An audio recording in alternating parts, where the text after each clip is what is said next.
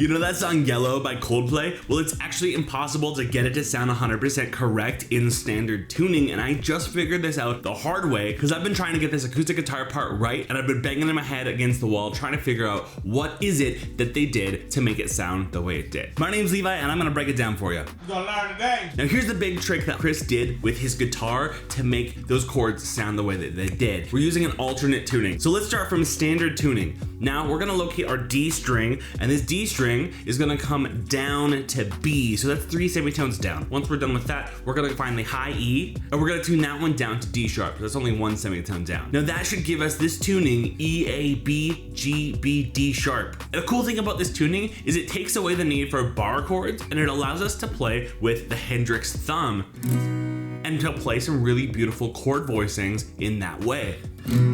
So let's take a look at the chords and the intro for Yellow. So first off, we've got this thing here. Now it turns out this is actually just a B chord, but basically it looks like this. We got the fingers in this shape here, and then we've got the thumb up top. The high 2 strings are left open, and that's part of what gives it that unique sound. It's a really nice characteristic. I've got a chord diagram here. You can pause the video if you need to kind of take a moment with that one. But that's our first chord. Now our next one, on top of that, we're gonna add the pinky on the G string, 9th fret.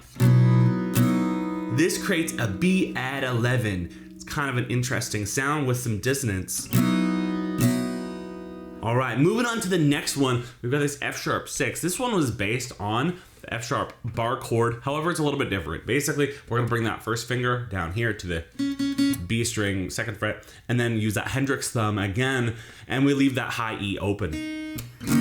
So after the F sharp 6, we're gonna come down here for E major 7. Now this looks like an E7 chord from standard tuning, but due to the way that this guitar is tuned now, this gives us our major 7 sound. All right, so you put all these chords together to get something like this.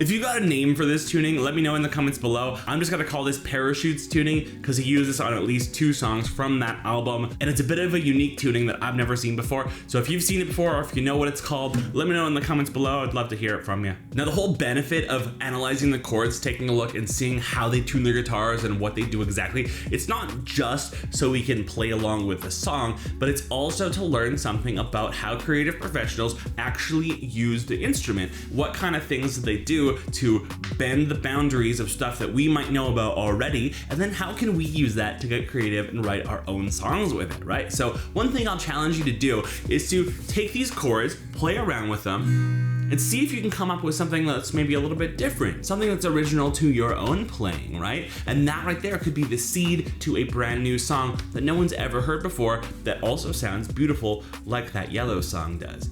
If you found this video useful or interesting in the slightest, please leave me a like and leave a comment below. Consider subscribing to my channel so you can see more stuff like this. Well, that's all folks. See you on the next one.